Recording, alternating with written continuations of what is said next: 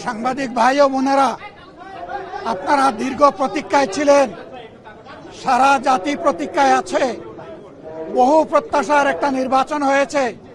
নির্বাচনের ফলাফল নিয়ে আজকে আমরা কোনো কথা বলবো না, কিন্তু আমরা বুক ভরা আশা নিয়ে এই সংসদে এসেছি।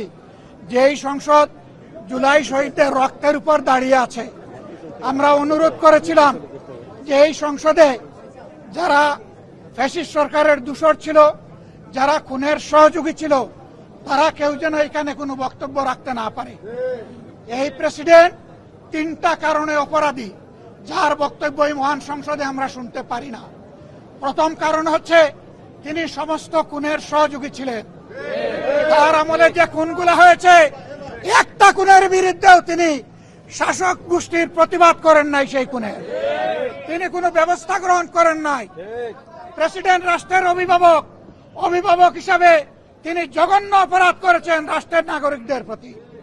দ্বিতীয় কারণ ছিল, আপনারা জানেন, আগস্ট মাসের 5 তারিখ 24 সালে তিনি জাতির উদ্দেশ্যে ভাষণ দিয়েছেন। সেই ভাষণে তিনি বলেছিলেন যে তিন ফ্যাসিস্ট প্রধানমন্ত্রী পদত্যাগ করেছেন এবং তিনি তা মঞ্জুর করেছেন। পরবর্তী পর্যায়ে আপনারা দেখেছেন, দুইটা মিডিয়ার সাথে সাক্ষাৎকার দিতে গিয়ে তিনি তা অস্বীকার করেছেন। নতুন গল্প সামনে নিয়ে এসেছেন। তিনি জাতির সামনে মিথ্যাবাদী হিসাবে সাব্যস্ত হয়েছেন। দেশের প্রেসিডেন্ট মিথ্যাবাদী সাব্যস্ত হওয়ার পরে প্রেসিডেন্ট হিসাবে তার আর কোনো নৈতিক অধিকার থাকে না। নতুন